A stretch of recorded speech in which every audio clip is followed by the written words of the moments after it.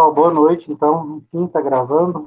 Vamos começar a nossa aula de revisão nesse semestre em que nós debatemos basicamente três classes da farmacologia, né? Os fármacos que atuam na hipertensão, os fármacos que atuam nos estudos da coagulação e os fármacos que atuam nas dislipidemias.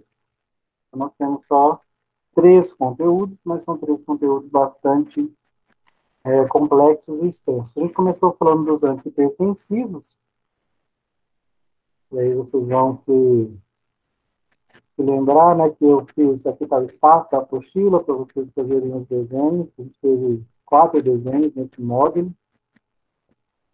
Atividades de aprofundamento, pesquisar um pouquinho sobre angina pectoris e sobre insuficiência cardíaca congestiva, que são duas doenças que a gente não estudou detalhadamente aqui, né, não dá tempo. A gente fez a hipertensão, que é a principal. E vários dos medicamentos que nós estudamos para hipertensão, como os vasodilatadores, são usados aqui na angina de peito. Aqui na insuficiência cardíaca, a gente também usa diuréticos, usa medicamentos que reduzem a contratibilidade cardíaca. Então, a gente tem alguns medicamentos que, usados na hipertensão, que também são usados aqui. É uma atividade para se aprofundarem nessas outras duas patologias do sistema cardiovascular, especificamente, né, do coração. As nossas tabelas, para vocês preencherem. Então, vamos lá. No material em slides, vocês vão ver que eu disponibilizei os slides que eu usei nas aulas para vocês, já está lá no item revisão. Então, sempre começo, né, com uma parte de fisiopatologia. E vocês viram que lá no estudo da hipertensão, nós estudamos que... Deixa eu abrir isso aqui no PowerPoint. Por algum motivo está dando problema.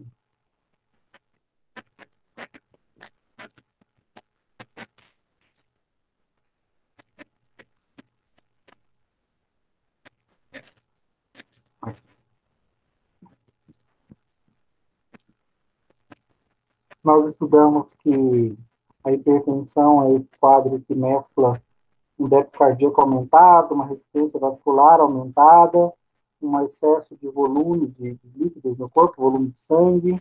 E aí, para isso, a gente tem três abordagens principais, né? Reduzir o débito cardíaco, reduzir a volemia, reduzir a resistência vascular. E para isso, a gente usa fármacos que vão reduzir o débito, fármacos que vão vasodilatar e fármacos que vão provocar diurese, diuréticos. E, por fim, fármacos que têm um efeito global, né, na hipertensão, porque interferem no sistema renina-angiotensina-aldosterona. Nós aprendemos que a angiotensina é uma molécula muito importante no processo de hipertensão, porque ela acelera o coração, ela contrai os vasos, ela aumenta a reabsorção de água nos rins. Então, ela é hipertensora por vários meios.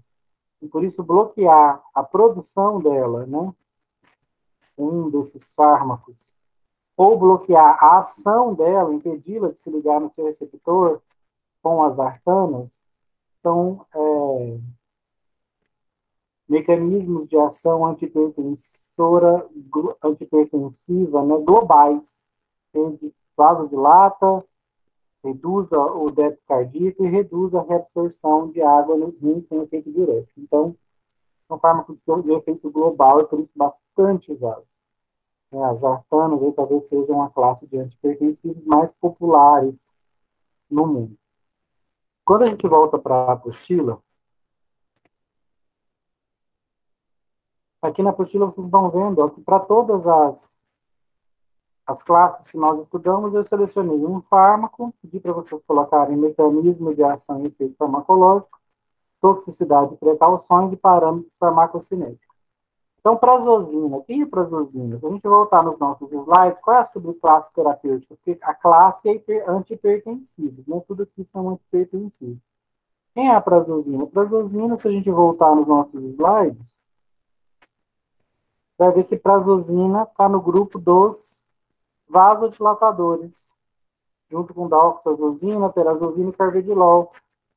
Então, qual que é a subclasse dela? Ela é um antagonista alfa-1 adrenérgico no vaso, porque o receptor alfa-1 adrenérgico está na parede do vaso.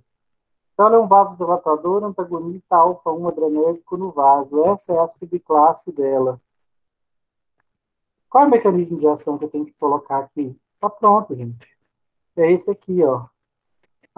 O mecanismo de ação dela é promover vasodilatação ao inibir o estímulo vasoconstritor da adrenalina sobre os receptores alfa-1 adrenérgicos nos vasos sanguíneos, levando à redução dos níveis de cálcio dentro da célula, da camada muscular vascular, o que causa vasodilatação, resultando em efeito antihipertensivo. Esse é o mecanismo de ação. Podem até abreviar as palavras para caber, mas esse é o mecanismo de ação, está pronto. Assim como está pronto para o carvedilol, para verapamil, diltiazem, lodipino. Qual é o do carvedilol? O carvedilol tem um detalhe, né? Ele tem esse mesmo mecanismo da prazosina, porque ele também é um antagonista alfa-1 adrenérgico, mas tem que lembrar que o carvedilol também é um antagonista beta-1 adrenérgico. Olha aqui ele. Então, ele não só antagoniza a adrenalina no vaso, como também no coração. Porque ele é antagonista alfa e beta 1. Então, ele reduz o débito cardíaco no coração, reduz a frequência, e ele também vasodilata. Então, ele tem esse mecanismo dual. Olha o próximo aqui, ó. Verapamil, diltiazem, lodipino. Escolha um dos três. Quaisquer um que você escolher. Qual que é a subclasse? Qual é o mecanismo de ação? Ora, a subclasse deles, eles são bloqueadores, os dipinos, diltiazem e verapamil, são bloqueadores dos canais de cálcio tipo L. Qual é o mecanismo? Bloqueiam canais de cálcio tipo L na membrana da célula lisa vascular, levando à redução dos níveis de cálcio dentro da célula da camada muscular vascular, o que reduz a contratibilidade, resultando em efeito antihipertensivo. Então, eles agem no vaso, porque tem canal de cálcio no vaso, mas não posso esquecer que eles também agem aqui no coração, também tem canal de cálcio tipo L. Posso até destacar, né, que aqui o verapamil é o mais potente no coração, enquanto que nos vasos, os mais potentes são os dipinos. Eu estou querendo mostrar para vocês que nessa tabela, a subclasse terapêutica, a prazosina é um antagonista alfa-1 adrenérgico no vaso. Propranolol é um antagonista alfa-1 e beta-1 adrenérgico no vaso e no coração. Verapamil, diltiazem e lodipino são bloqueadores do canal de cálcio tipo L no vaso e no coração. Essas são as subclasses. Qual é o mecanismo de ação? É aquele que está lá, escrito nos quadros vermelhos. Toxicidade, precauções e parâmetros farmacocinéticos que vocês vão olhar na bula. Então, pega a bula da prazosina e olha. Lá em advertências, tem alguma precaução especial no uso da prazosina? Alguma coisa que me chame a atenção? Coloque aqui, não vai caber tudo, claro. Eu vou colocar alguma informação mais relevante sobre o carvedilol, sobre o verapamil. Parâmetros farmacocinéticos, absorção, ele é 100% absorvido? Ah, é, professor, 100% absorvido. Se for injetável, vai ter parâmetro de absorção na bula? Claro que não, injetável não tem absorção. Ele é aplicado diretamente na corrente sanguínea, né, se for um intravenoso. Distribuição, eu quero saber se é ligado ou não à proteína plasmática, quantos por cento. Metabolização, eu quero saber se é no fígado ou no rim, ou em algum outro tecido, quantos por cento em cada. Excreção, quero saber se é biliar pelo fígado ou se é renal pela urina. E saber o percentual. É isso que eu quero que vocês coloquem, para vocês aprenderem a manusear a bula do profissional e acharem essas informações.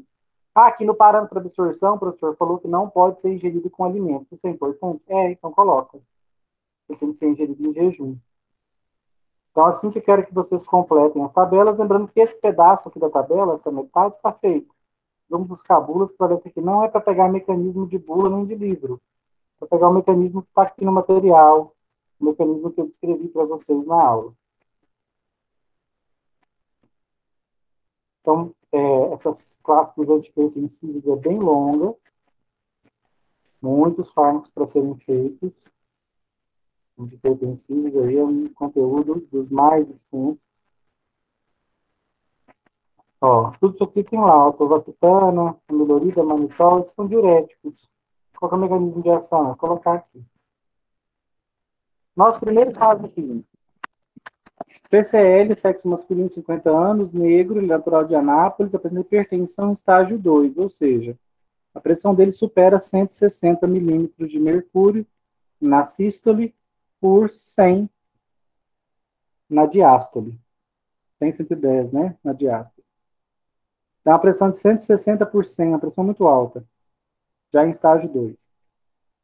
Ele tem se mantido obeso e sedentário e com uma dieta rica em sódio. É um paciente que não colabora, né? Não perdeu peso, não pratica exercício, ainda come muito sal. Por isso, ele faz uso de uma combinação de 3 antihipertensivos. Isso é natural, gente. Quanto mais o paciente é refratário, né, às medidas de mudança de qualidade de vida, mais a terapêutica precisa usar altas doses, precisa usar associação de medicamentos, para dar conta de reverter o quadro nesse paciente que não colabora. Qual é o problema de eu usar associações ou precisar usar um medicamento em doses mais altas?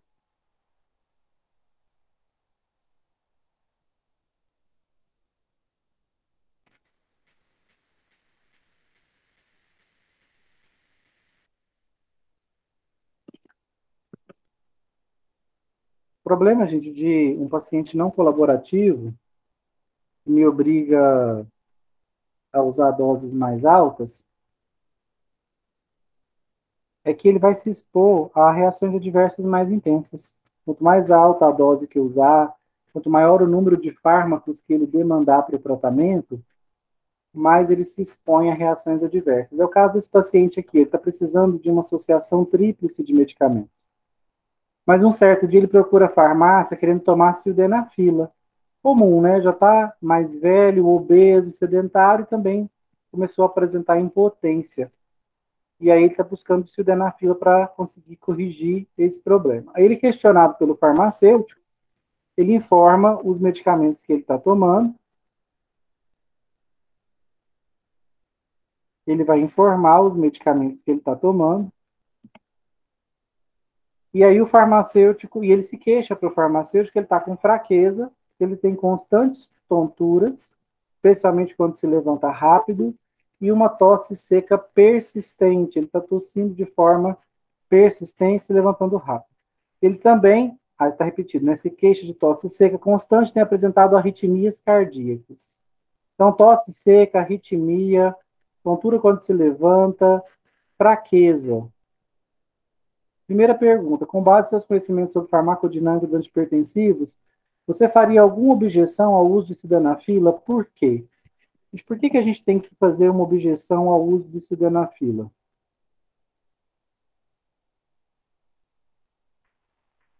Porque esse paciente, quando ele está tomando essa tríplice associação de antihipertensivos, é um diurético, um inibidor da ECA, um antagonista da angiotensina 2. A gente pode notar que quando ele se levanta, ele fica tonto, ele está com fraqueza. Isso são sinais de hipotensão. Hipotensão ortostática. A pessoa levanta e fica tonta, porque a pressão arterial dela está baixa. Fala, professor, mas ele é hipertenso. Ele é. Mas essa tríplice associação de medicamentos pode estar exagerada para ele. Então, pode estar deixando essa pressão dele abaixo do ideal. Está gerando hipotensão nele. E aí, nesse ponto, a gente deve contestar o uso de sildenafila. Por quê? Porque sildenafila, embora seja mais conhecido por tratar a disfunção erétil nos homens, ela é também um vasodilatador. Como vasodilatador, gente, ela diminui a pressão arterial também. Ela é, inclusive, usada para tratar a hipertensão pulmonar, que é uma doença que provoca aumento da pressão nos pulmões. E a sildenafila é indicada para tratar a hipertensão pulmonar. Então, ela é um antihipertensivo também. Apesar de ter toda a fama, né, como para tratamento da disfunção erétil, ela foi originalmente desenvolvida como um antihipertensivo e ela é um antihipertensivo, um vasodilatador. Nesses casos, gente, nesse paciente, seria interessante a gente acrescentar mais um vasodilatador? Seria tranquilo ele acrescentar mais um antihipertensivo para ele? Não, não. Não, né? Não devo fazer isso porque ele já está me dando sinais de que ele está com a pressão baixa, ele fica tonto quando se levanta, ele tem fraqueza, e são sinais que a pressão dele está baixa. Se eu acrescentar mais um vasodilatador, ele pode ter uma queda drástica nessa pressão.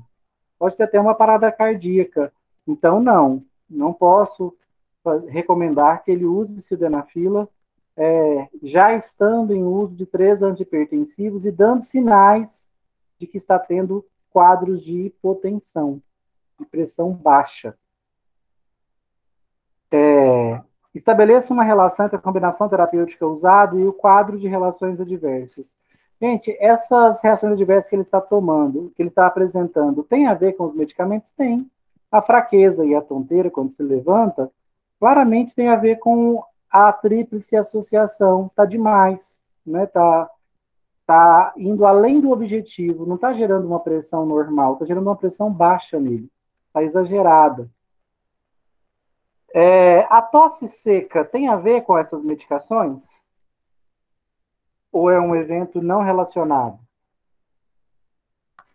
Sim, é uma reação adversa do enalapril. Sim, o enalapril, né? Olha lá, se a gente for lá na aula dos IECAS, a gente vai ver que o captopril, enalapril, lisinopril, os inibidores da ECA, ao inibirem a enzima ECA, eles param a degradação de bradicinina, porque a ECA também é responsável por degradar a bradicinina. E a bradicinina se acumula nos pulmões, ela é irritante para os pulmões e o paciente começa a tossir, uma tosse persistente, sem expectoração, por isso seca, e muito incômoda. Pode fazer, inclusive, o paciente parar de tomar a medicação por conta própria, diminuir a sua adesão à terapêutica. Bruce, vamos Oi. supor que um paciente ele está apresentando a tosse usando captopril, né? Aí ele tendo conhecimento que pode ser do captopril, ele pode sugerir ao médico, ele ficar com o médico para trocar por um losartana, seria melhor, né?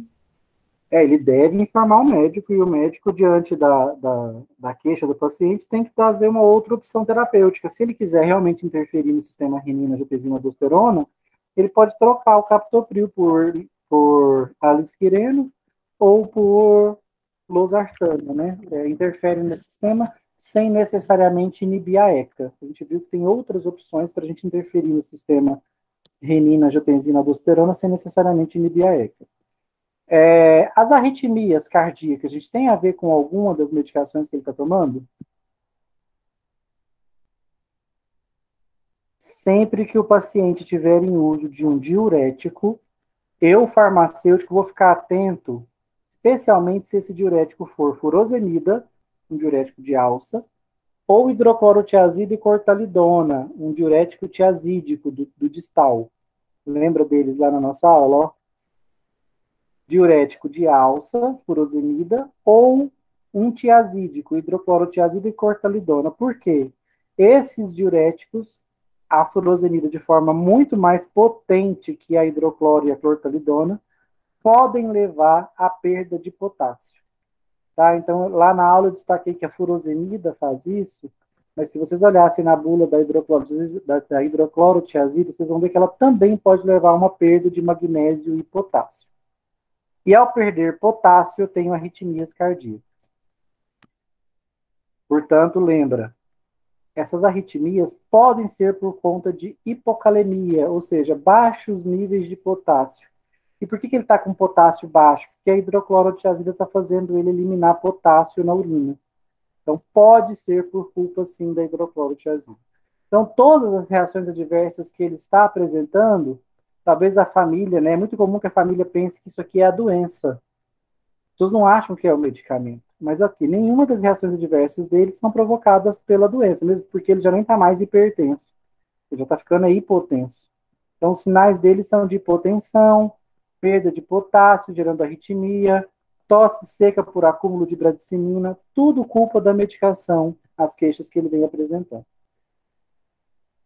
Adicionalmente, qual procedimento realizável na farmácia poderia embasar sua conclusão e suas recomendações ao paciente? Gente, até o momento, você está suspeitando que ele está com pressão baixa. Ele está te falando que quando ele levanta, ele fica tonto. Isso é um sinal de hipotensão ortostática. O que você tem que fazer na farmácia para confirmar essa sua tese? Medir a pressão. Aferir a pressão dele sentado, deitado, de pé, para ver se essa pressão está variando realmente, se ela está abaixando. Se estiver baixando, você tem que recomendar que ele retorne ao cardiologista Se for um paciente que você já acompanha, você já vai ter várias aferições dele, mostrando que a pressão dele tem ficado baixa várias vezes. E aí você pode até entrar em contato com o cardiologista e sugerir a retirada de um desses medicamentos, porque claramente essa tríplice associação está exagerada para ele. Se fosse para retirar alguém aqui, gente, quem vocês retirariam primeiro? Supondo que a tríplice associação está mesmo exagerada. O enalapril, porque Enalapril. diminuiria o hipertensivo e também já diminuiria a questão da tosse. Reduziria o efeito antihipertensivo que está demais e já mataria a tosse seca, que é o problema que ele está tendo por acumular bradicinina nos pulmões. Hidroclorotiazida, se caso um exame de sangue mostrar que ele está mesmo com hipocalemia, ou seja, baixos níveis de potássio induzidos pela hidrocloro, eu poderia tirá-la também. Professor, vai ficar só a losartana? Pode ser. E posso aumentar a dose dela, se for necessário. Ou posso testar, tirar esses dois e manter só ela. E aí eu verifico se a pressão estabiliza ou não. Talvez só a losartana de 50 já seja o suficiente. Se não for, eu posso aumentá-la para 100, por exemplo, sem precisar adicionar outros fármacos. Lembrando que a adição de outros fármacos também adiciona outras reações adversas prováveis, o que é sempre um risco para o meu paciente. Uma outra opção mais elaborada, talvez alguns de vocês possam ter pensado, olha, se ele está perdendo potássio por causa da hidrocloro, talvez eu possa reduzir a dose de hidrocloro e acrescentar um diurético que faça o quê? Que poupe potássio. Amilorida ou espironolactona, porque eles são poupadores de potássio. Professor, mas posso adicionar esse diurético com hidrocloro ou com furosemida? Normalmente se adiciona, justamente para que a perda de potássio que esses dois induzem, hidrocloro, clortalidona e furosemida, a perda de potássio que eles induzem é compensada por esses daqui que poupam potássio no organismo, diminuem a perda de potássio. Então, para compensar essa perda de potássio, eu poderia adicionar a hidrocloro, amilorida ou espirulactona. Seria uma opção mais elaborada. Mas eu só quero que vocês entendam que eu tenho algumas opções de pacientes. Posso, inclusive, tirar isso aqui tudo e deixar só losartana. Nós temos muitos casos para diferentes doenças de pacientes em politerapia que a gente já não sabe mais separar o que é reação adversa e o que é doença. Porque vira uma mistura de tanto medicamento que a pessoa toma, especialmente pessoas com distúrbios psiquiátricos, vão ver pessoas tomando 6, 7 medicações que alteram a neuroquímica do cérebro. Aí a pessoa treme, a pessoa está alucinando, você não sabe se ela está alucinando porque ela é esquizofrênica, você não sabe se ela está alucinando porque algum daqueles medicamentos é alucinógeno, o tremor, você não sabe se ela tem Parkinson ou se é um efeito adverso de um dos vários medicamentos que ela está tomando. Então, muitas vezes, a ação correta nesse tipo de paciente, quando você pega um paciente desse, é tirar tudo. Faz um desmame de tudo e recomeça. Com um fármaco que você considere mais adequado, primeira escolha, vê qual é a resposta, ajusta a dose. Se de tudo for necessário acrescentar um segundo e a literatura recomendar, acrescenta. Mas, normalmente, o ideal é fazer um desmame desse paciente que está aí com essa farmacoterapia completamente irracional, equivocada, cheia de medicamentos. Na farmacoterapia do sistema nervoso, isso é muito comum. Aqui um mapa mental, né, para vocês desenvolverem sobre antihipertensivos. E aí é um mapa mental complexo, né, difícil de ser feito. Se vocês forem lá no grupo, quem está fazendo a apostila pela primeira vez e não tem contato com mapas mentais ainda, eu mandei o mapa mental de um aluno do matutino. A Patrícia me mandou o mapa dela. Vocês podem olhar ali como é que ela estruturou o mapa mental dela. O mapa mental é aquilo ali, organizar os seus conhecimentos do jeito que você entendeu e na forma de um esquema colorido, que vai ajudar vocês a memorizarem ainda mais o conteúdo. Então, você põe lá antihipertensivos e puxa os 4 grandes grupos, né? Os diuréticos, os que inibem o sistema renina, angiotensina, aldosterona, BH, coloca de cá os vasodilatadores, coloca de cá os que reduzem débito cardíaco, que são os 4 grandes grupos. Bruce, Oi. fazer uma pergunta. Eu estou acompanhando o paciente e ele está com quadros de infecção pancreática por questão de pedras na vesícula, né? Só que a pressão dele era alta, tá baixando muito. Ele toma atenolol, losartana e hidroclorotiazida. Aí o médico retirou o atenolol e também a hidroclorotiazida só quando precisar. Eu penso que quando melhorar a infecção é arriscado, não é? Aumentar muito a pressão. Mas se ele está tendo hipotensão agora, tem que tirar mesmo. O que tem é que orientá-lo a continuar aferindo essa pressão, para ele perceber se ele está tendo picos de pressão, talvez ele tenha taquicardia também, tenha arritmia, por isso talvez ele estava com o atenolol. Então, quando ele sentir taquicardia, ele usa o atenolol, né, esporadicamente, mas não todo dia. Ele tem que ficar monitorando essa pressão. E aí, quando ele perceber que ela voltou a registrar sucessivamente valores altos, ele tem que voltar no cardiologista. Ele vai optar por ou aumentar a dosagem do fármaco que ele ficou tomando, ou ele vai voltar algum desses dois que ele tirou, para uso contínuo. Assim, a pressão dele era 18/10, 16/9, agora tá 9/3, por 6. Estava muito baixo, não tem como ele manter a tríplice associação que estava, não, ele tinha que tirar mesmo. E aí, inclusive, ele tem que talvez até baixar mais ainda essa dose aí do que ficou, porque 9 ainda está muito baixo. Tá muito baixo, né, para quem é hipertensivo. Para quem é hipertenso grau 3, né, ele tem que voltar aí para casa dos 12. Porque essa pressão de 9 é muito fácil ela gerar uma hipotensão e gerar queda. Se for uma pessoa idosa, por exemplo, queda é muito complicado. Quebra bacia, pode até ser fatal. Então, é perigoso essa pressão baixa, que é muito fácil a pessoa desmaiar. E aí, leva a queda e a queda pode ser até fatal nessa idade. Certo, entendi. Obrigado. No nosso segundo módulo, nós estudamos a farmacoterapia dos distúrbios da coagulação. Eu chamei a atenção de vocês aqui, inclusive ressaltei que essa é uma dificuldade da disciplina de farmacologia aplicada, é que em muitos momentos nós vamos ver dentro de uma mesma classe pacientes em estados opostos que demandam terapêuticas opostas. Então, aqui é o caso. Eu posso ter um paciente que coagula demais, em excesso, e por isso ele forma trombos, êmbolos. Isso vai gerar isquemia, falta de oxigenação para os tecidos que podem infartar, necrosar, morrer. Se for um tecido vital, né, um órgão vital, esse infarto, essa necrose desse órgão vital vai me levar à minha morte. Então, eu preciso evitar a formação desses trombos e êmbolos, e caso formados, eu preciso desfazê-los. E para isso eu tenho fármacos anticoagulantes, antiplaquetários.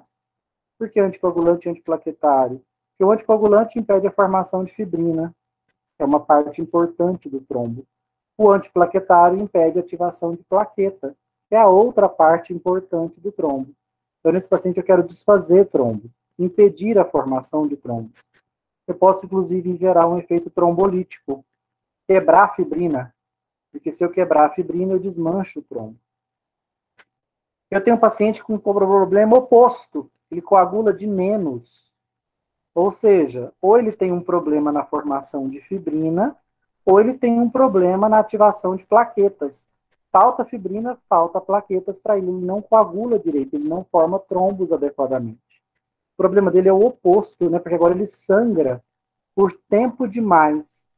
Ele sangra por mais tempo que o normal, ele pode perder grande volume de sangue até gerar morte, na pior das hipóteses, ou anemia, na melhor das hipóteses. Esse paciente, a minha abordagem com ele é oposta àquela abordagem que a gente acabou de ver. Nesse paciente eu quero promover coagulação, eu quero um efeito pró-coagulante, porque ele não está coagulando direito. Aí eu vou usar medicamentos que estimulem a produção de fibrina ou que estimulem a ativação de plaquetas. Ou seja, o oposto, totalmente o oposto. Se esses dois quadros não estiverem muito claros na minha cabeça, a diferença, e eu não separar isso muito bem no mapa mental, o que é efeito pró-coagulante, que fármacos que fazem isso, o que é efeito anticoagulante, que fármacos que fazem isso, antiplaquetário, trombolítico. Se essas duas diferenças não estiverem muito claras, vai fazer uma confusão muito grande na prova e na prática também. Então, nós vimos que quando eu quero reverter trombose e embolia, É porque meu paciente coagula demais. Está formando trombos, né? Êmbolos em excesso. Está bloqueando a circulação do sangue. Aí eu quero parar a produção de fibrina. Eu paro a produção de fibrina com anticoagulantes. Os anticoagulantes interferem na cascata de coagulação sanguínea. Inibem ela de diferentes formas. Nós falamos de cada uma delas, né? Varfarina, rivaroxabana, abigratrona, lebrutina e heparinas. O outro jeito de eu impedir a coagulação excessiva é não ativar plaquetas, e para isso eu preciso de antiplaquetários. Clopidogrel, clopidina, abciximab, AS. E por fim eu tenho os fármacos que desmancham trombos. Trombolise, trombolíticos, como alteplase, streptocinase e glucinase. O que eles fazem? Eles aumentam a ativação de plasmina. Plasmina é uma proteína que quebra a fibrina. Então ela desmancha a fibrina. Tem que estar muito estudado isso aqui para entender que plasmina, o que ela faz, o que é fibrina, o que ela faz. Não confundir esses dois nomes, são parecidos.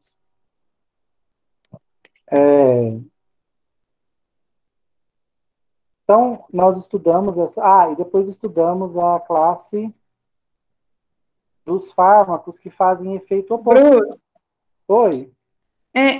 uma paciente, ela teve trombose, né?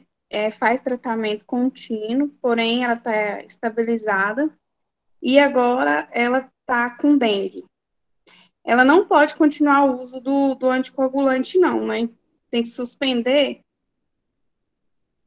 O que é a indicação? Ela não pode usar o anticoagulante por quê? Desculpa, Ela, assim, ela está com dengue no momento. Ela faz o uso sim. Isso. Qual Aí ela anticoagulante tem ela que usa? suspender. É o Ai, não sai.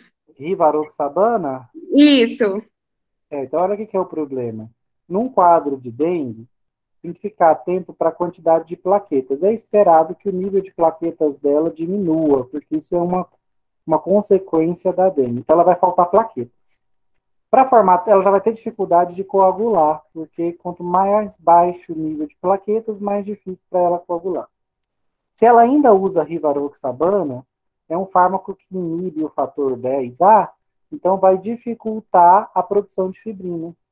Então veja que ela está bloqueando a formação de trombo de dois jeitos, por falta de plaquetas, que a dengue está diminuindo, e por bloqueio da produção de fibrina. Nesses quadros, ela fica mais propensa à evolução para um quadro de dengue hemorrágica? Fica. Pode não acontecer? Pode, porque talvez no caso dela a dengue não esteja derrubando tanto assim o número de plaquetas, mas ela fica mais propensa. Eu não manteria um paciente usando um anticoagulante enquanto trata a dengue. É porque, assim, ela é minha vizinha. Amanhã ela vai estar fazendo o hemograma e a parte de plaquetas para identificar. Aí eu sugeri ela suspender, porque ela está com muitas manchas roxas, bem espessas, e outras bem pequenininhas, as pintinhas. Aí eu falei, suspende até amanhã você fazer e voltar ao médico, porque as manchas estão cada vez aumentando. Eu super suspenderia, mesmo porque Aí eu pedi para ela suspender. Falei assim, suspende até amanhã, você fazer o exame, retornar no médico, para determinar, porque pode correr um risco de você ter uma dengue hemorrágica. E o problema é que ela não usa só esse medicamento, ela tem problema cardíaco também. Então, tudo é uma complicação que pode acontecer e desenvolver um problema maior. Aí ela suspendeu, mas assim, as manchas estão bem grandes, bem roxas mesmo, e a coceira, e junta tudo, ela falou, não, eu vou suspender. Aí amanhã, diante do exame, vamos ver como é que o médico vai falar, se ela continua ou não o uso. É bom que ela leve os medicamentos que ela está tomando para ele ter ciência, porque o que é o normal da dengue? Que ela provoca pontos hemorrágicos bem pontuais, bem petitinhos, assim, umas pintinhas vermelhas, a gente chama de rasgo cutâneo.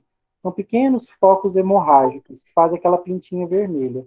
A mancha roxa grande já mostra, já denota uma hemorragia maior, já denota uma hemorragia mais intensa, né? Uma mancha roxa significa que muito sangue extravasou para o interstício e formou um hematoma. Então, ela já pode até estar num quadro de dengue hemorrágica. Vamos ver o que esse exame de plaquetas mostra amanhã. Mas é bastante perigoso usar um anticoagulante na vigência da dengue. Muita gente na nossa região morre por causa disso, tá?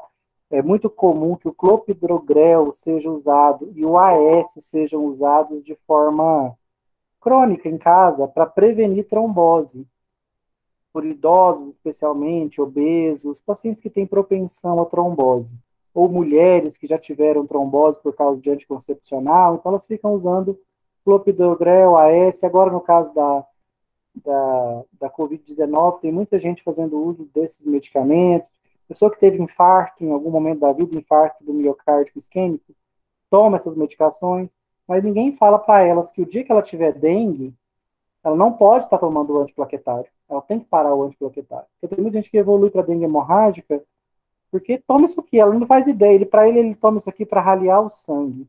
É como ele entende a ação desse antiplaquetário. Mas ele não entende que ele está com uma doença agora, a dengue, que também é antiplaquetária. E aí, a hora que ele soma esses efeitos, ele fica com a saúde dele em risco.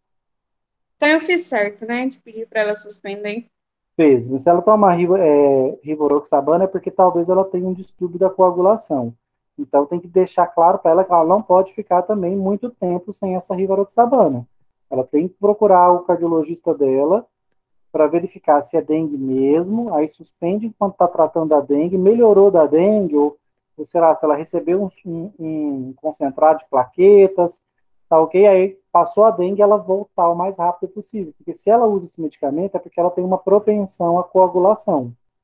Aí fala, professor, e se eu parar isso aqui e ela tiver um trombo? É possível? É possível, né? E a questão que eu achei mais estranha, porque ela andou na cidade toda. E o povo tá tão invocado só com Covid, que ela foi em 4 postinhos, inclusive no hospital municipal, e nenhum quis. Ela teve que pagar do bolso particular para ela conseguir ser atendida, para pedir o exame para ela poder fazer.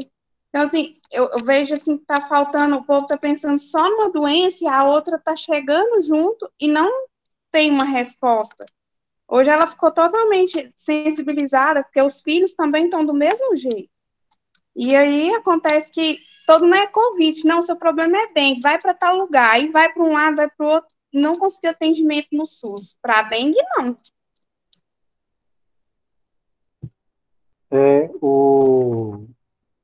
Os quadros se parecem no começo, né? Mas com um pouquinho de atenção dá para diferenciar. E é bastante perigoso contrair as duas ao mesmo tempo. Essa pessoa que às vezes está com dengue, fica pipocando de hospital em hospital, acaba se contaminando com a Covid-19 e, e, e aí pronto, né? Mistura as duas doenças e quatro a gente tem acompanhado, tem sido fatais, até mesmo está acontecendo muito com gestante, criança, isso é bastante perigoso. Mas no começo, né, todo mundo está com esse foco, né? Sentiu febre, qualquer sintoma gripal, e a dengue tem esses sintomas no começo, então já pensam logo em Covid-19. E é normal que pensem, mas tem que fazer esse diagnóstico diferencial aí. Amanhã ela deve te falar como é que tá essas plaquetas dela, mas é possível até que já exista uma dengue hemorrágica aí acontecendo, porque essas manchas roxas grandes não são, já são um sinal de hemorragias mais severas.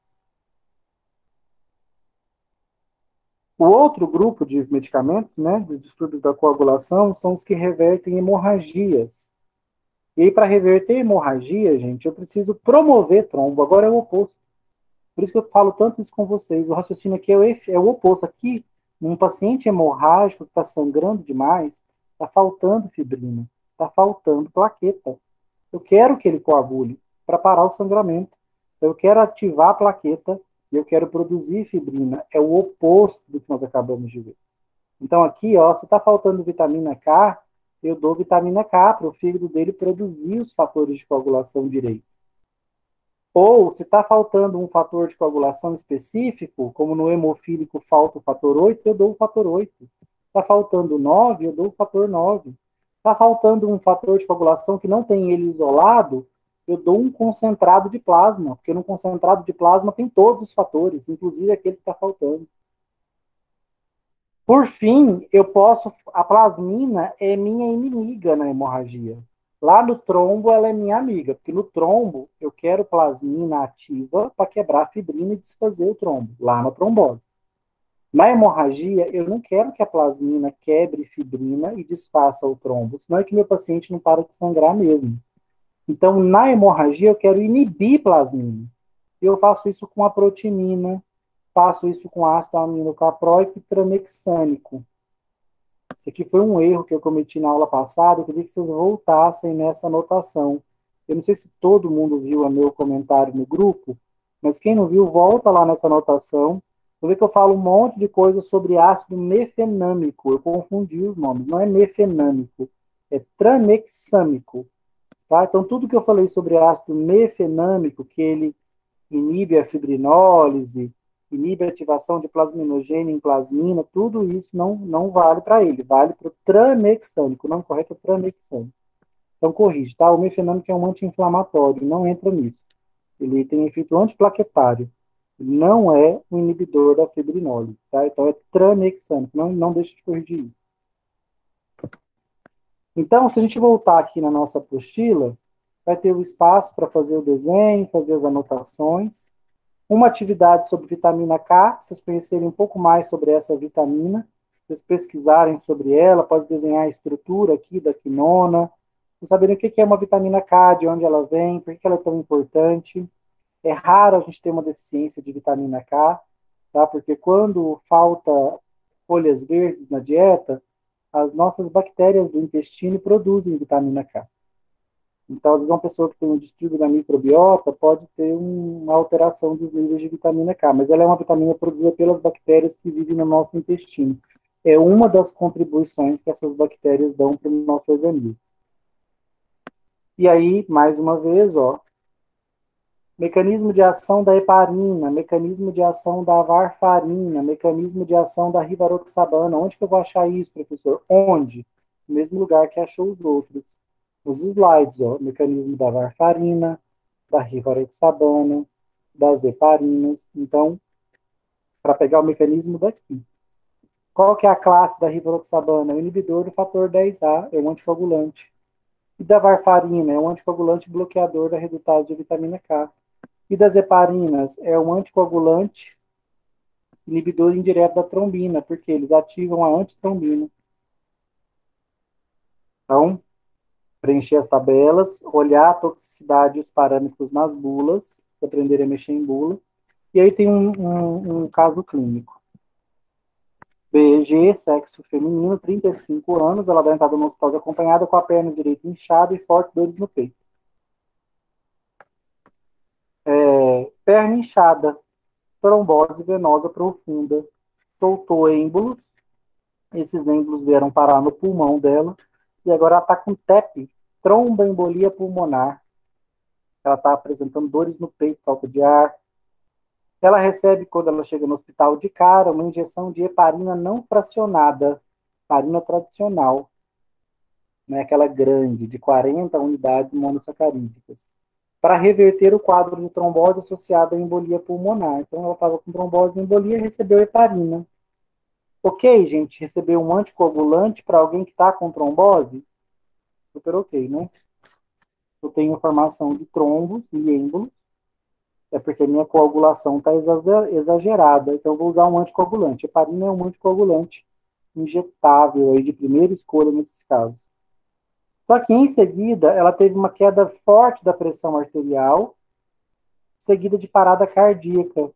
Todavia o quadro foi revertido pela equipe de tratamento intensivo e BEG foi reanimada. Vale ressaltar que o BEG faz uso esporádico de pantoprazol 40 mg como única medicação, porque ela sente queimações por conta de uma úlcera na parede do esôfago. Todavia, ela relatou não estar fazendo uso de nenhuma medicação no momento, pois não se lembrou. Quando ela chegou com falta de ar, dor no peito, perna inchada, ela não lembrou de que ela tomava pantoprazol, é porque ela tem uma úlcera na parede do esôfago. Quando ela chegou, eles deram heparina para ela. E heparina é um poderoso anticoagulante. O uso da heparina pode ter tido alguma relação com a queda da pressão arterial de BEG? Descreva o que pode ter ocorrido. Aqui a gente tem algumas possibilidades. Gente. Primeiro, que heparina não fracionada é extraída de porco. Então, ela pode ter tido uma reação anafilática a essa heparina que veio do porco. Ela teve uma reação alérgica sistêmica. que derrubou a pressão dela. Isso chama choque anafilático. Isso é uma possibilidade. A gente está só discutindo possibilidades aqui. Uma possibilidade seria uma reação anafilática. A outra possibilidade para essa queda de pressão são hemorragias. Ela pode ter usado heparina numa dosagem alta para ela e pode ter provocado hemorragias. Qual o ponto no corpo dela onde ela certamente teve uma hemorragia não visível de imediato? Na parede do esôfago. Na parede do esôfago, porque uma úlcera, gente, é uma ferida profunda, não é uma esofagite, uma inflamação superficial. Uma úlcera é uma ferida escavada no esôfago, profunda. Talvez estava sangrando pouco porque estava com trombos ali, bloqueando o sangramento. Mas ao tomar a heparina, esses trombos se desfizeram e ela pode ter sangrado bastante no esôfago e esse sangue foi acumulado no estômago. Pode ter sido suficiente ou pode ter contribuído para essa queda de pressão, porque hemorragias derrubam o volume sanguíneo e derrubam a pressão. E claro, ela pode ter hemorragias em outros pontos do corpo também. De que forma o fato de BG não ter relatado uso de pantoprazol pode ter agravado seu quadro clínico? O sangramento, né, esofágico, que foi todo para o estômago. Ninguém viu que ela estava jorrando sangue lá no esôfago e indo para o estômago dela. Ela iria perceber isso depois, às vezes quando vomitasse, um vômito cheio de manchas pretas, com sangue coagulado, ou nas fezes pretas, né, melena, que é uma fezes escurecidas, que são um sinal de sangramento intestinal. Como é que a equipe que atendeu o BG reverteu o Aí quadro? ela podia evoluir para óbito também? Poderia. Sangramento é sempre perigoso. Vai depender do volume de sangue que a pessoa perdeu. E se isso derrubar demais a pressão dela, ela pode entrar num quadro chamado choque hipovolêmico, que é um quadro de choque com parada cardíaca por conta de uma queda violenta no volume de sangue do corpo. E caso fosse uma reação anafilática, uma reação alérgica à heparina, ela também poderia ter morrido. Como é que a equipe reverteu o quadro dela? Né? Como é que você conseguiu salvar ela? Se fosse uma reação anafilática, gente, uma reação alérgica à heparina, como é que vocês reverteriam esse quadro de reação alérgica? Podia ser o uso da vitamina K? Não. Se a heparina é de origem suína e gerou uma reação alérgica nela, tem que entrar com um antialérgico, injetável, correndo, para reverter a reação alérgica, para parar os efeitos da histamina. Porque se o corpo liberou histamina, Professor, uma prometazina injetada, de alguma forma você tem que parar essa alergia. Se tivesse sido uma reação alérgica a essa heparina não fracionada de origem suína. Aí ela, antialérgico nela, antialérgico, anti-inflamatório, barrar a reação alérgica. E se fosse sangramento o problema? A heparina, essa dose aqui de heparina foi demais para ela, ela começou a ter várias hemorragias pelo corpo, e aí a pressão caiu. Como é que eu paro os efeitos da heparina? Quem se lembra? Repor fator de coagulação 8? Não, isso repor fator de coagulação muda para quem tem hemofilia. Como é que eu paro os efeitos de uma dose excessiva de heparina? Agora eu uso a vitamina K? Não, a protamina. Protamina, ela é um antagonista físico da heparina. Então, quando eu tomo dosagens exageradas de heparina e estou sangrando demais, eu tomo protamina, ela se liga na heparina, no carboidrato grande, que é a heparina, né, nessa sequência, nessa cadeia de açúcares aqui de 40 monossacarídeos, a protamina se liga na heparina e aí inativa a heparina. Então, se o problema foi heparina em excesso, eu vou de protamina. Se o problema foi reação alérgica à heparina, de antialérgico.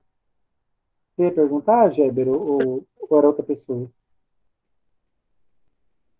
Professor, Hum.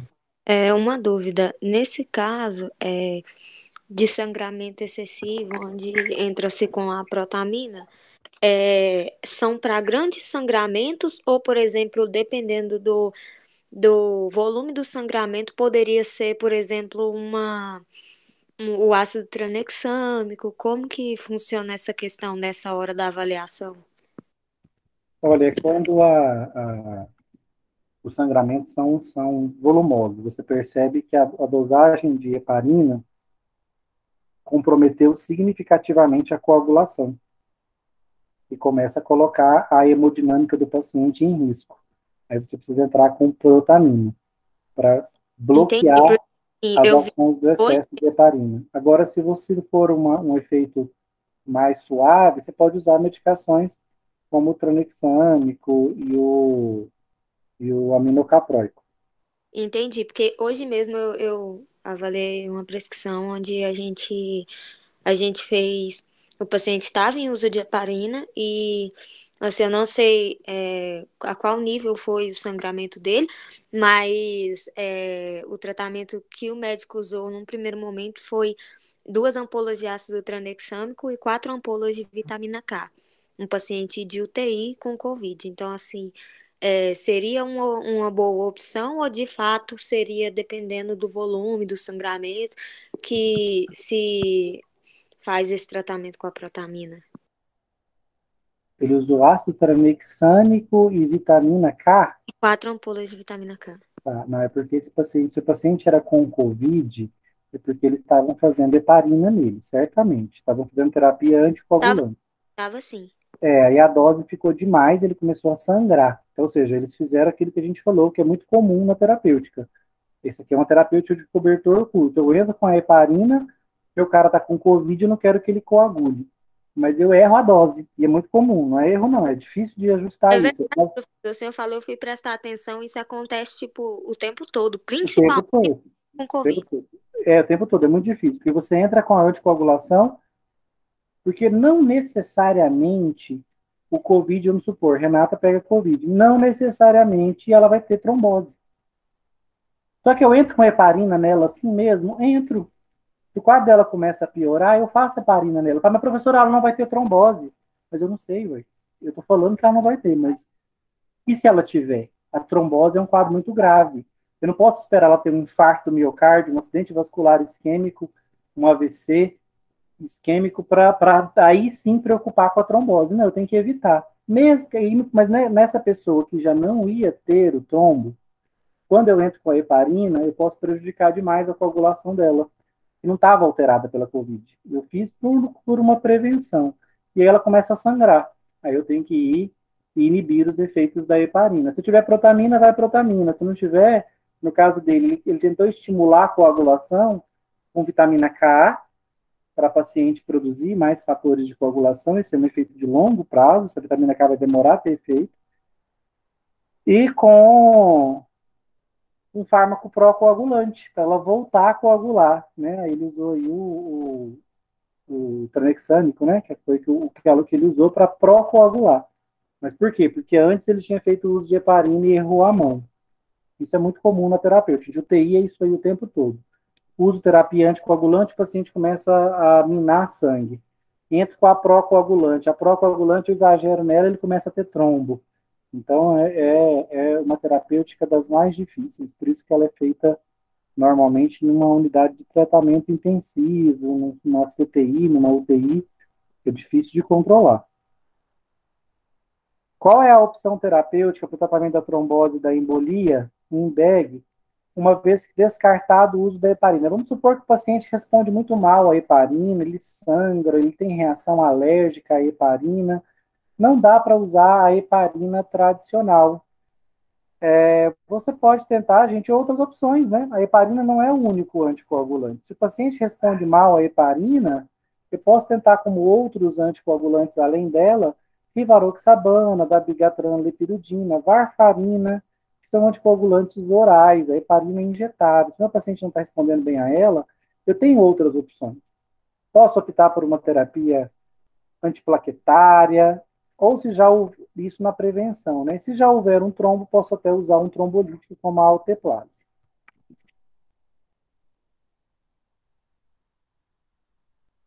Mapa mental, né? E nesse mapa mental, vocês podem optar por fazer dois. Um para fármacos pró-coagulantes, do paciente com hemorragia, e outro para fármacos que dificultam a coagulação para o paciente que tem trombose. Ou se vocês fizerem isso num mapa só, tentem dividir isso da melhor maneira possível. Vocês saberem, é até bom também no mapa só, se conseguir organizar, vocês verem bem a diferença. Eu tenho que deixar isso muito claro. Especialmente o papel da plasmina tem que estar claro na cabeça de vocês. No paciente com trombose, eu quero plasmina ativa para quebrar a fibrina e desfazer trombo. No paciente com hemorragia, eu quero plasmina inativada, porque eu não quero que ela quebre fibrina, porque eu não quero desfazer meus trombos, porque o paciente está sangrando. Então, especialmente o papel da plasmina num e no outro, isso está muito claro na cabeça de vocês. Alguém ia falar alguma coisa aí?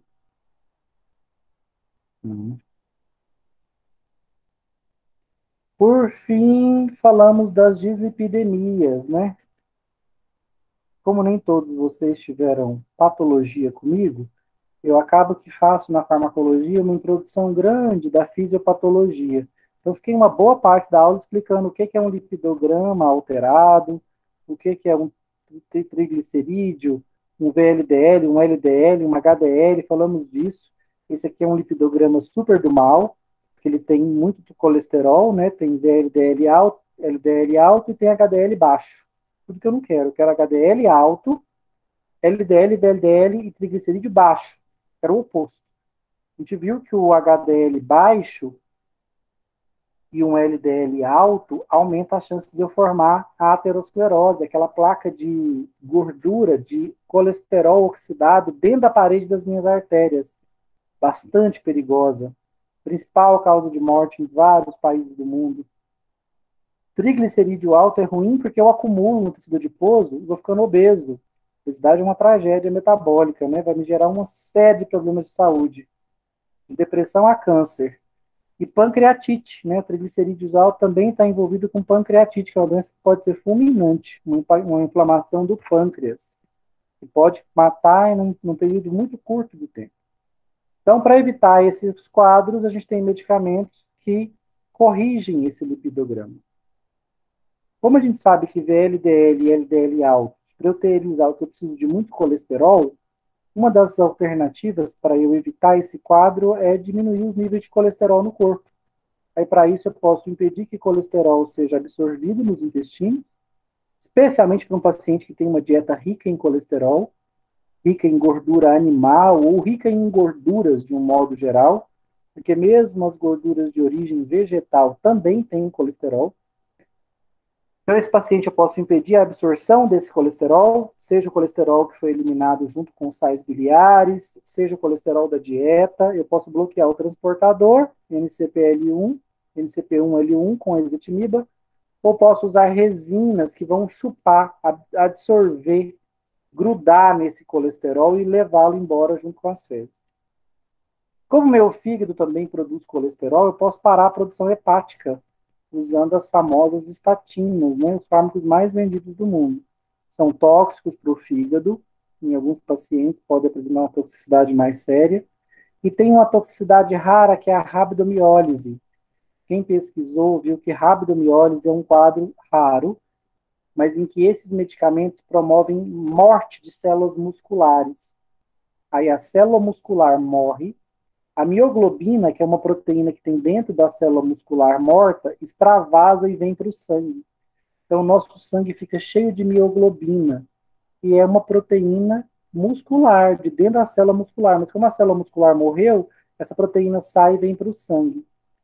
Quando o rim tenta filtrar esse sangue cheio de mioglobina, ele entra em degeneração. Os glomérulos não conseguem filtrar esse sangue, eles degeneram. E aí você entra num quadro de falência renal, que pode ser completa. Insuficiência renal, né?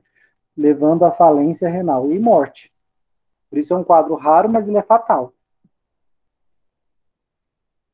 O outro grupo de medicamentos, porque olha só, essa turma aqui, eles basicamente diminuem triglicerídeos e diminuem colesterol, VLDL e LDL. Mas eles não aumentam HDL. E por isso que os fibratos e a vitamina B3 são interessantes, porque além de diminuir o LDL, diminuir os triglicerídeos, eles ainda aumentam os níveis de HDL.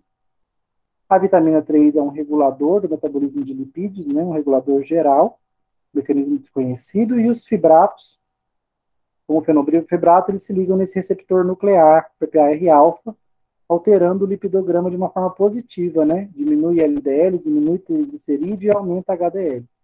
O ômega 3, que é um óleo essencial, um ácido graxo essencial, mas estritamente o ômega 3 dos peixes marinhos, de origem marinha, esse ômega 3 também tem o mesmo efeito dos fibratos. Se liga no PPAR-alfa e regula o lipidograma. Os fibratos têm como lado negativo é que eles também podem induzir essa toxicidade rara, a rabdomiólise, até mais do que a própria estatina. Por isso que associar esses dois é perigoso, porque se eu associo uma estatina com um fibrato, eu maximizo as chances desse evento perigoso aqui, ó, a rabdomiólise. O dano às células musculares vai gerar miopatia, fadiga muscular, enche meu sangue de proteína muscular, de mioglobina, e a hora que o meu rim tentar filtrar esse sangue, ele não vai conseguir, vai entrar em falência renal. Então, aqui na nossa apostila... Professor, Oi? uma pergunta bem besta. O ácido nicótico, ele pode ser um primo distante da nicotina? Tem que olhar as estruturas. Assim, Porque tudo que tem nome parecido tende a ser parente, né? Assim, dos medicamentos. Possivelmente. Tem o ácido nicotínico, a nicotinamida, são substâncias derivadas todas da nicotina. Pode olhar a estrutura, ou fazer uma pesquisinha sobre esse nicótico. Eu não conheço, mas certamente pelo nome deve ter uma semelhança estrutural. Ou talvez um seja derivado do outro. Na atividade de aprofundamento aqui dessa aula de dislipidemias, eu pedi para vocês estudarem um pouquinho mais sobre o processo de formação das lipoproteínas, né? Quem são elas? HDL, VLDL e LDL. Entender um pouquinho mais sobre essas lipoproteínas. Vocês viram, né? Tem tudo a ver com a farmacoterapia das dislipidemias. Ômega 3 marinho, mecanismo de ação, mesmo dos fibratos. Vitamina B3, mecanismo de ação, tem ela aqui? Tem, a niacina, vitamina B3, mecanismo de ação desconhecido, igual tá lá, não sabemos o mecanismo, a gente sabe que ela regula o lipidograma. Diminui LDL, LDL, diminui o triglicerídeo e aumenta HDL, faz tudo de bom. Precauções, vocês olham nas bulas, então, para não confundir, tá, gente? Vitamina que é importante na coagulação é a K. A vitamina importante na dislipidemia é a B3. Tem aluno que troca elas na prova. Vem falar de vitamina K aqui na dislipidemia. Não, na dislipidemia é B3. Então, vamos ver aqui, ó. ABN, sexo feminino, 45 anos, branca, natural de Anápolis, é sedentária, obesa, hipertensa. O lipidograma dela indica uma hiperlipidemia mista, ou seja, ela tem triglicérides altos, LDL alto, HDL alto, colesterol alto. Opa, HDL baixo. O HDL adequado é acima de 40, o dela é 22, é baixo. O LDL dela é alto, o triglicerídeo é alto, o colesterol é alto. O lipidograma dela está do avesso, né? Igualzinho que nós estudamos. Após queixas de dores no peito, os exames indicaram a presença de ateromas, não me surpreende, né? LDL alto, HDL baixo, muito colesterol, ateroma, era consequência natural para ela. Recebeu uma prescrição de uma combinação de fármacos antilipêmicos, simvastatina e fenofibrato, e teve alta. Ó, ela estava com o lipidograma todo alterado. Presta atenção na minha pergunta. Ela recebeu uma indicação de simvastatina e fenofibrato. Gente, vamos corrigir esse lipidograma dela? Vai diminuir LDL, aumentar HDL, diminuir triglicerídeos, que é o que precisa? Vai corrigir ou não? Sim, tende a corrigir, né? Tende a corrigir. São os dois fármacos de efeito mais amplo, uma estatina e um fibrato. em doses altas, em doses máximas aqui, ó. Olha que a sequência, apesar da pronunciada melhora no quadro de hiperlipidemia nisso, olha, ela melhorou, claro que ela melhorou, está tomando 2 antilipêmicos, simvastatina e fenofibrato, essa aqui parou a produção de colesterol no fígado, consequentemente vai diminuir LDL. Fenofibrato também diminui LDL e ajuda a aumentar HDL, então beleza. Eficácia teve. Só que ela procurou uma farmácia no bairro dela e se queixou para o farmacêutico que ela estava com dores musculares muito fortes, fraqueza muscular, fadiga muscular, e pediu para ele passar para ela um relaxante muscular, que ela estava com muita dor muscular. Todavia, na semana seguinte, o farmacêutico tinha que ter perguntado, né? A senhora faz alguma atividade física? Foi na academia? O que veio a dor muscular? E a hora que ela dissesse, não, faço nada disso, não, sou sedentária, obesa, passo longe de academia, atividade física. Aí essa dor muscular, o que ele devia ter desconfiado aqui, gente? Que ela estava com uma associação de uma estatina com um fibrato. E ambos, ó, simvastatina e fenofibrato, em doses altas. Ou seja, ela estava apresentando um quadro raro, porém muito grave, de rabdomiólise. A associação desses 2 medicamentos estava danificando as células musculares dela, e as células musculares estavam morrendo, enchendo o sangue dela de proteína muscular. Qual o tecido que não vai aguentar isso? Esse sangue cheio de proteína muscular?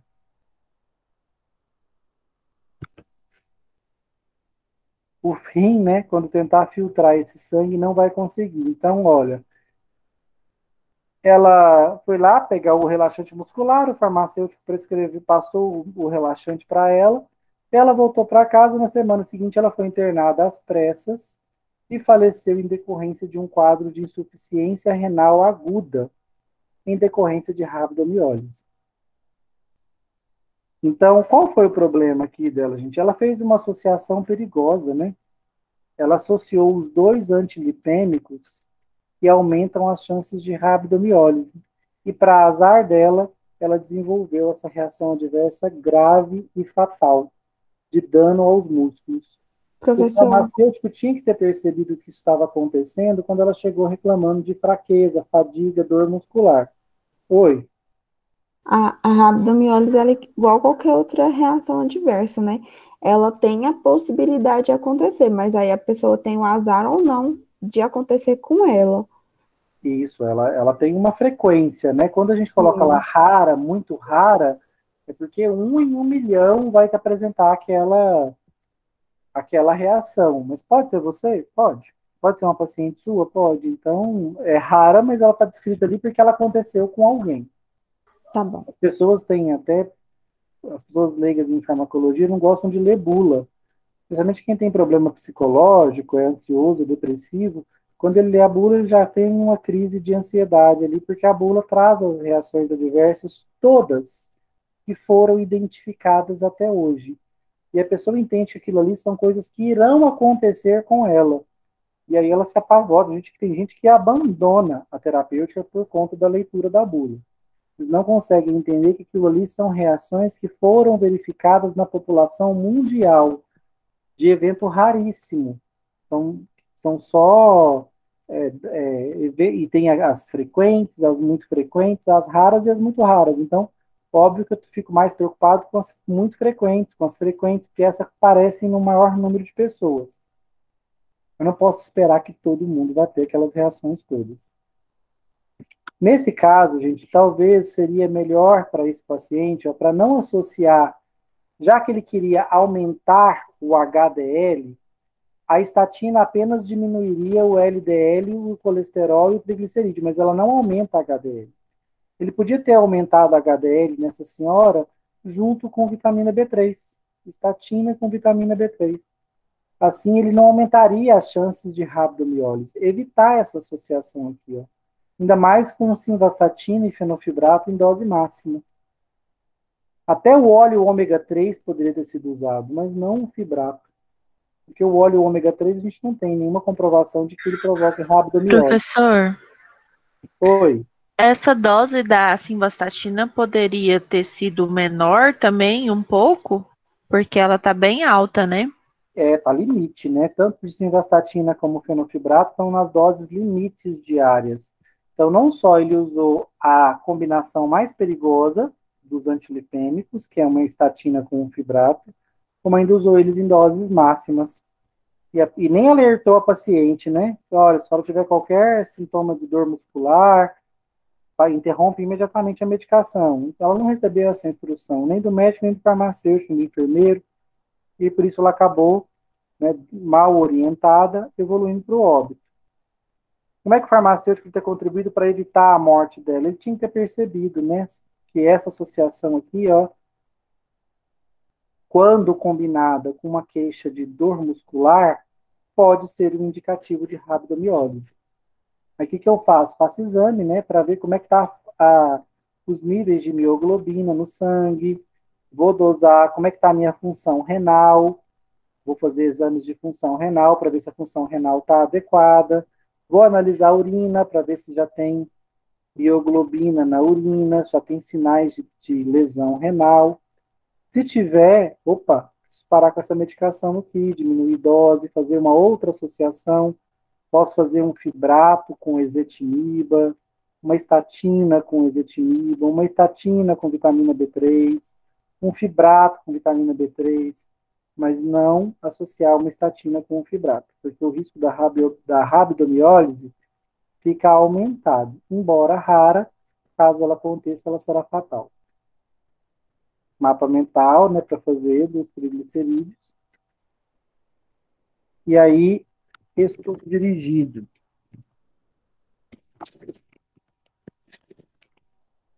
O estudo dirigido, gente, ele vai ter muitas dessas perguntas aqui, ó. Descreva mecanismo de ação e efeito farmacológico da nitroglicerina, do amlodipino, verapamil, diltiazem, do atenolol, do minoxidil hidralazina, da prazosina.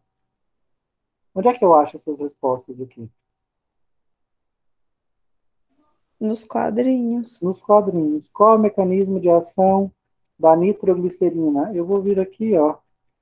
A nitroglicerina é um nitrato orgânico, assim como o nitroprusiato, o dinitrato e o mononitrato de isosorbida, que promovem intensa vasodilatação por liberarem óxido nítrico na parede vascular, desencadeando o fim da interação entre actina e miosina e levando a um relaxamento da musculatura lisa vascular. Pronto. Mecanismo de ação da hidralazina e do nebivolol não são nitratos orgânicos, mas também são vasodilatadores. Por quê? Porque promovem a produção de óxido nítrico pelo endotélio vascular. Também são vasodilatadores. Mecanismo da dipino, diltiazem e verapamil. Aqui é a questão 2. Onde que está? Está aqui, ó. Diltiazem, verapamil e amlodipino são bloqueadores do canal de cálcio tipo L no coração e no vaso. Qual é a consequência disso? Reduz os níveis de cálcio dentro da célula da membrana da camada muscular vascular, ou seja, na parede do vaso, mas também na parede do coração. Qual é o efeito? Antihipertensivo, porque diminui a contração do coração, e também antihipertensivo porque vasodilata. Então, cuidado nesses fármacos aqui, ó, porque eles têm efeito no vaso e no coração. Nesse caso do carvedilol, cuidado. Ele é antagonista beta no coração, antagonista alfa no vaso, então tem efeito duplo. Quando perguntar para vocês, descreva descreva a classe, mecanismo... Não, só vocês. 6. Em uma comparação de eficiência entre propranolol e atenolol, quem é superior? Justifique. Gente, eficiência é custo-benefício, né? O que eu sei sobre atenolol e propranolol? O que eu sei, gente, é que o atenolol, teoricamente, é uma evolução do propranolol. Por que que atenolol e metoprolol são uma evolução em relação ao propranolol? Porque esses aqui, eles são seletivos, né? Tem uma preferência por agir no receptor beta-1 cardíaco. Ou seja, eles impedem as ações da adrenalina sobre o coração, porque o receptor beta-1 está no coração. Mas o propranolol, Além de fazer isso, ele também se liga num outro receptor beta, o beta 2. E onde é que eu tenho o beta 2? Lá nos pulmões. Então, o propranolol, além de impedir que a adrenalina se ligue no beta 1 do coração, ele também impede que a adrenalina se ligue ao beta 1 do pulmão, o beta 2 do pulmão. E ao fazer isso, ele atrapalha a respiração. Porque assim como a adrenalina acelera o coração, ela também acelera a respiração, melhora a respiração. Como o propranolol atrapalha os efeitos dela lá também, no pulmão também, porque ele também se liga no beta 2, assim como se liga no beta 1, lá no pulmão ele vai atrapalhar a respiração. Então, por isso que o atenolol é tido como uma superação do propranolol, especialmente num paciente que já tem dificuldade respiratória, como um fumante, por exemplo. Eu prefiro usar atenolol porque eu vou ter um efeito mais direcionado para o beta 1 cardíaco. Se eu tomar propranolol, vai bloquear tanto a adrenalina aqui no beta 1, como vai bloquear ela no beta 2 lá do pulmão. A gente discutiu isso aqui também na aula. Qual a diferença no mecanismo de ação dos fármacos atenolol e carvedilol? E atenolol e carvedilol, qual é a diferença? Só vir aqui nos slides. Ó. O atenolol, ele é um antagonista adrenérgico beta 1 no coração. Ele reduz a contratibilidade cardíaca. E o carvedilol também. Qual é a diferença? A diferença é que, além de ser antagonista no beta 1, o carvedilol também é antagonista no alfa 1. Aqui, ó, o carvedilol tem duplo mecanismo de ação, porque é antagonista adrenérgico tanto no coração quanto nos vasos, ou seja, ele é antagonista alfa 1 e beta 1, promovendo redução do débito cardíaco no coração e vasodilatação nos vasos ao mesmo tempo. Então, ele tem um efeito duplo no vaso e no coração. Efeito antihipertensivo duplo. De quais formas os fármacos antihipertensivos alisquireno, enalapril e losartana interferem no sistema renina-angiotensina e por que essa interferência é hipotensora? Por que interferir nesse sistema diminui a pressão? Eu tenho que lembrar que se eu interfiro no sistema renina, angiotensina, aldosterona, eu estou parando a produção de angiotensina 2, que é uma molécula hipertensora. Se eu parar a produção dela, ela estimula vasoconstrição, ela acelera o coração, ela aumenta a reabsorção de água, ela é hipertensora por vários motivos. Se eu paro a produção dela, ou dificulto a ação dela, o vaso dilata, o coração diminui a frequência, a diurese aumenta, eu paro de reabsorver tanta água nos rins. Então, bloquear esse sistema é importante porque eu paro a ação e a produção da molécula hipertensora mais importante do corpo, que é a angiotensina 2, aí minha pressão cai. O alisquireno faz isso porque ele bloqueia a renina, impedindo que a angiotensina gene vire angiotensina 1. Os inibidores da ECA fazem isso porque bloqueiam a ECA, impedindo que a angiotensina 1 vire angiotensina 2. E as artanas fazem isso porque elas bloqueiam a própria angiotensina 2, impedem que ela se ligue ao receptor AT1, no vaso, no coração, no hipotálamo, nas suprarrenais. Com isso, as artanas conseguem impedir que a angiotensina aumente a pressão. Tem vários efeitos, né? Quando eu bloqueio as ações da angiotensina, o vaso dilata, o coração bate mais devagar, a reabsorção de água nos rins diminui e a diurese aumenta.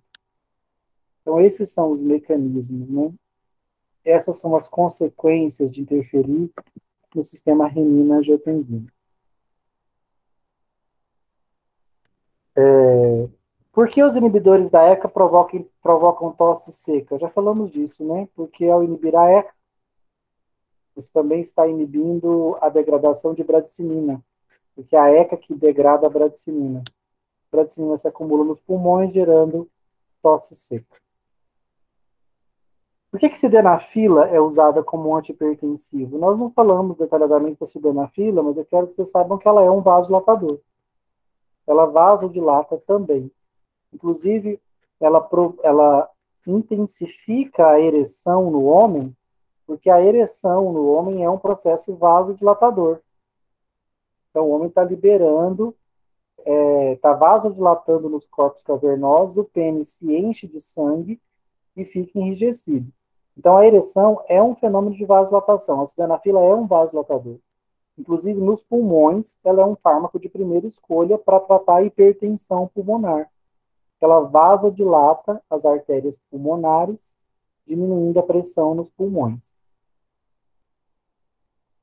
Quais os principais pontos de ação diurética no néfron? Descreva as classes e os mecanismos de ação completos dos fármacos que agem em cada um desses pontos. A questão 11 é uma questão de quase 2 folhas. É a maior questão do estudo dirigido, né? Quais os pontos de ação diurética no néfron, a classe e o mecanismo? É isso aqui tudo, essa questão. Ó. O que eu tenho que dizer? Quais são os pontos de ação diurética? Ó, eu posso bloquear o transportador SGLT2 no proximal, posso bloquear o transportador NKCC2 na alça de Henle, posso bloquear o NCC no distal, posso inibir a bomba de sódio e potássio ou inibir a ativação de aquaporinas no coletor. Tem 1, 2, 3, 4, 5 pontos que eu posso interferir, inibindo a reabsorção, promovendo diurese. Como é que eu faço isso? O SGLT2 eu inibo com empagliflozina, o NKCC2 eu inibo com diuréticos de alça, como a furosemida, o distal eu vou inibir com os tiazídicos, como hidroclorotiazida, a bomba de sódio eu inibo com os diuréticos poupadores de potássio, e as aquaporinas eu inibo com os antagonistas do ADH. É tudo isso aqui a resposta.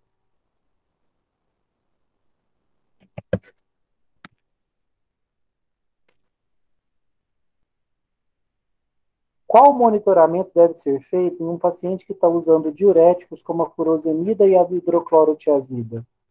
Eu destaquei isso para a furosemida, mas também vale para hidrocloro, tá? Esses pacientes podem ter uma perda acentuada de potássio, hipocalemia, e de magnésio, hipomagnesemia. Quem perde magnésio tem cãibra. Quem perde potássio tem arritmia. Isso vale tanto para o diurético de alça, furosemida, quanto também para o tiazídico, tá? Quanto também para a hidroclorotiazida clorfalidona. Cuidado com o senso comum, tá, gente? As pessoas acham que cãibra está ligada à deficiência de potássio. Isso é quase um senso comum, quase que unânime. Não é. Cãibras são deficiências de cálcio e magnésio. A arritmia é que é provocada por deficiência de potássio.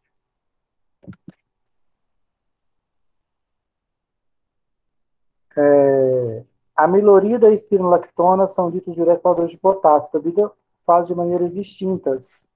Descreva a diferença entre esses mecanismos. Só quero que você saiba que dentro dos diuréticos poupadores de potássio, são fármacos que interferem na ação da bomba de sódio e potássio aqui no túbulo coletor. A milorida e a espironolactona fazem isso. É que a milorida, ela bloqueia canais de sódio, porque sem sódio, a bomba não consegue trocar por potássio, então ela para de funcionar. Então a milorida é um bloqueador de canal de sódio. Agora, a espironolactona, ela faz a bomba parar de forma indireta. Por quê? Porque ela é um antagonista do hormônio aldosterona. O hormônio aldosterona ativa a bomba. A espironolactona é uma antagonista dele, então ela inibe a bomba. Então lembrar que os poupadores de potássio trabalham mecanismos diferentes. No final, sempre termina com a bomba de sódio e potássio inibida, mas por mecanismos diferentes.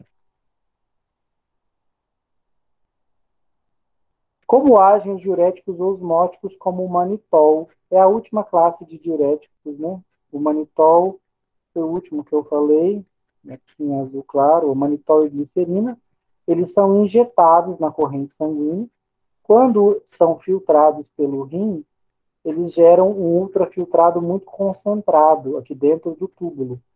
E esse ultrafiltrado muito concentrado atrai água. A água vem para dentro do túbulo por osmose e ela acaba indo embora na urina.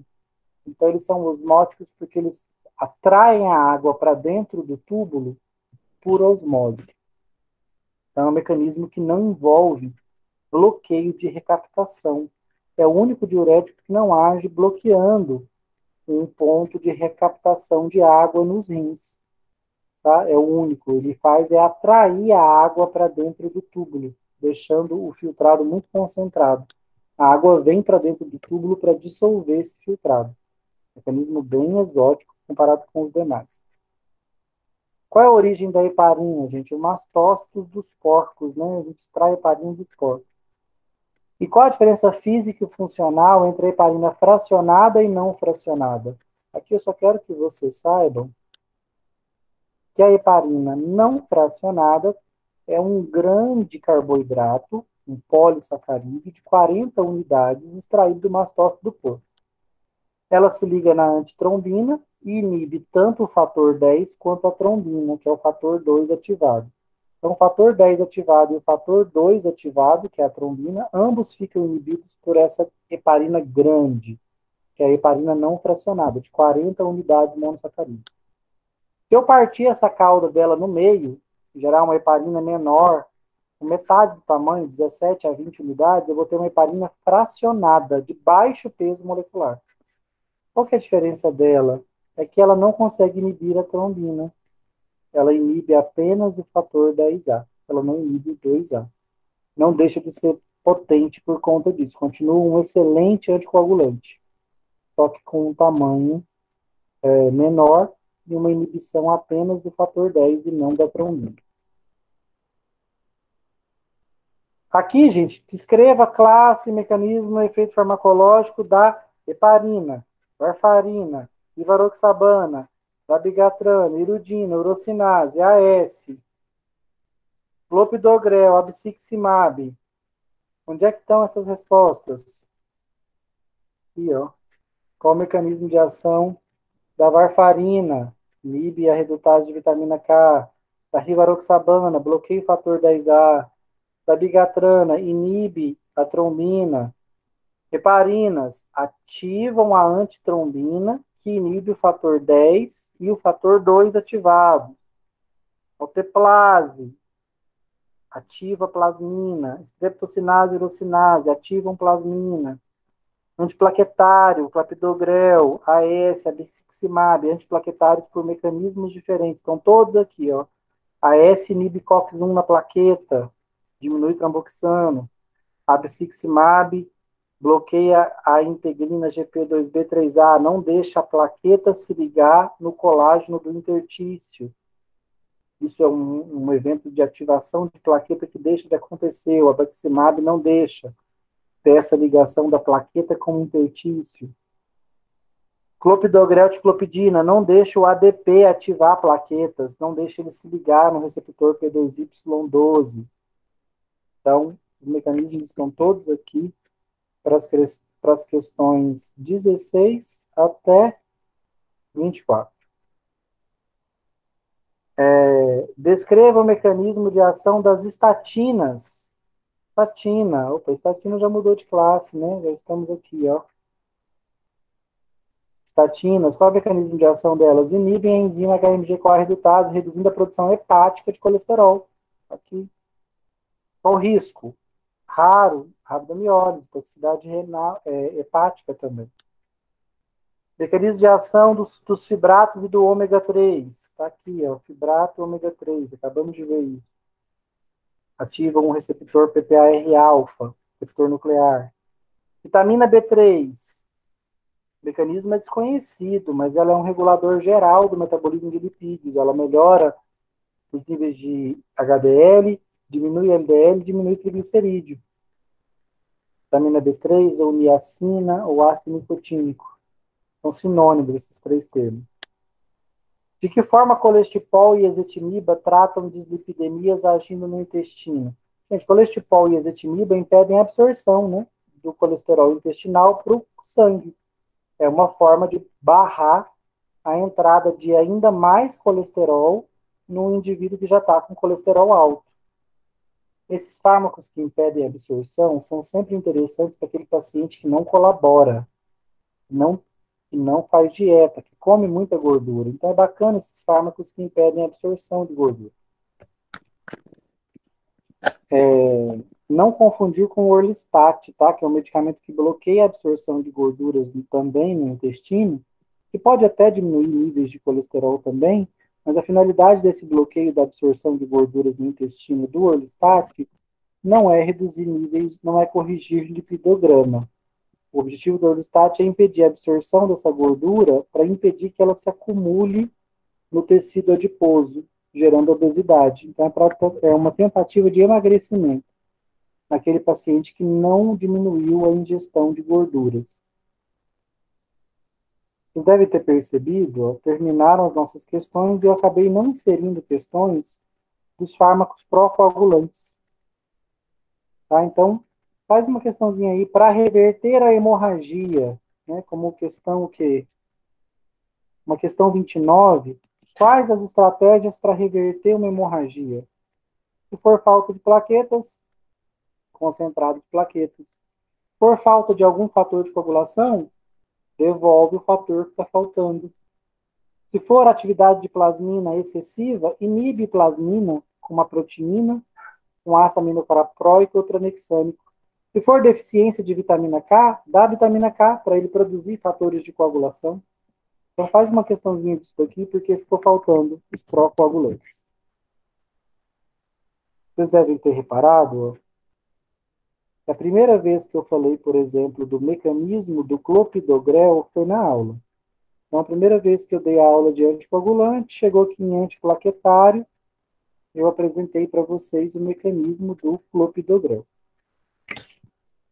Aí lá na aula de antiplaquetários, depois que eu falei disso, vocês anotaram aí na apostila de vocês, e aí teve o mapa mental. Aí vocês foram lá na aula de anticoagulantes, antiplaquetários, e aqui ó, no mapa mental vocês escreveram o mecanismo do clopidogrel pela segunda vez. Ou pelo menos espera-se que escrever. Na tabela, estava pedindo o mecanismo do clopidogrel de novo? Estava. Terceira vez que vocês escreveram o mecanismo de clopidogrel. Escreveu na aula, escreveu na tabela, repetiu uma menção sobre ele no mapa mental. Já foram 3 vezes. Aí você vai lá no estudo dirigido e aparece a questão 23. Fala, não acredito, gente, esse homem já falou isso na aula, eu anotei. Ele perguntou isso na tabela, eu repeti. Aí eu fiz o mapa mental, coloquei de novo esse mecanismo desse clopidogrel. Ele tem a cara de pau de isso aqui de novo, na questão 23, de novo na questão 23. Quarta vez para falar o mecanismo do clopidogrel. O que é essa substância e o que ela faz no corpo? 4 vezes. Por quê? Porque a ideia dessa didática é trabalhar a repetição num tema que é complexo, então eu vou repetindo o que você aprende. Mas vou parar nessa quarta cobrança? Não. Eu vou cobrar o mecanismo do clopidogrel uma 5ª vez. Agora onde?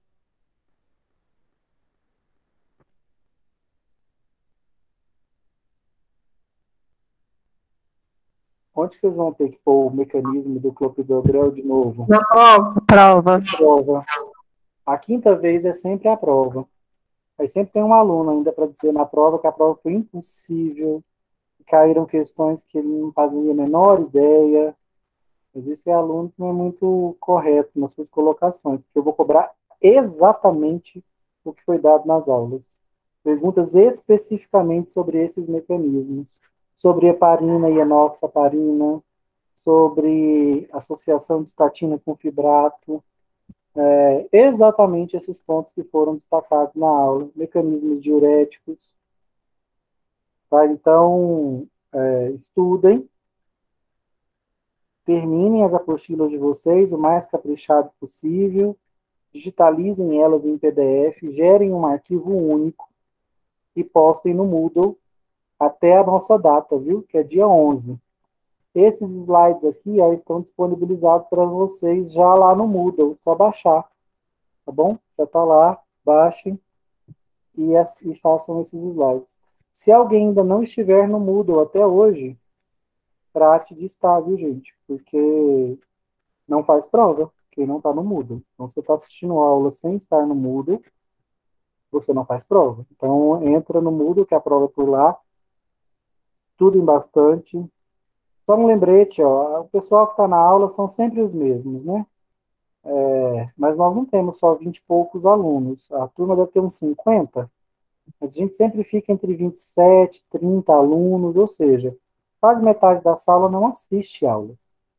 Aqui eu quero falar para vocês, essa metade que não assiste aula, nessa semana agora, que vai anteceder a prova, é a semana em que eles descobrem que vocês são os melhores amigos que eles já tiveram na vida. Aí vão procurar vocês, pedir a apostila para copiar, pedir as respostas da prova.